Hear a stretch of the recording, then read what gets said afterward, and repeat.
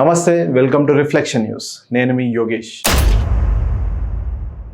Congress MP లోక్సభలో విపక్ష నేత రాహుల్ గాంధీ చేసిన ఆరోపణలపై బీజేపీ ఎంపీ కంగనా రనౌత్ తీవ్రంగా స్పందించారు. రాహుల్ గాంధీకి దేశం పట్ల ఉన్న నిబద్ధత ప్రశ్నార్థకమని, ఆయన దేశంలో అశాంతి సృష్టించి విభజించేందుకే ప్రయత్నిస్తుంటారని ఆరోపించారు.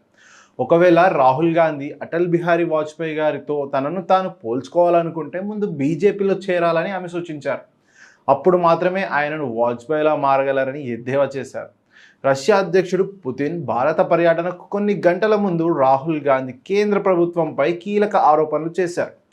విదేశీ ప్రతినిధులు భారత్కు వచ్చినప్పుడు ప్రతిపక్ష నేతతో సమావేశం కాకుండా కేంద్రం అడ్డుకుంటుందని, ఇది గతంలో వాజ్పేయి, మన్మోహన్ సింగ్ ప్రభుత్వాల హయాంలో ఉన్న సాంప్రదాయానికి విరుద్ధమని ఆయన అన్నారు. ఈ వ్యాఖ్యలే తాజా రాజకీయ దుమారానికి కారణమయ్యాయి. రాహుల్ ఆరోపణలను బీజేపీ నేతలు తోసిపుచ్చారు. ప్రభుత్వం అన్ని విషయాల్లో నిబంధనల ప్రకారమే నడుచుకుంటుందని స్పష్టం చేశారు.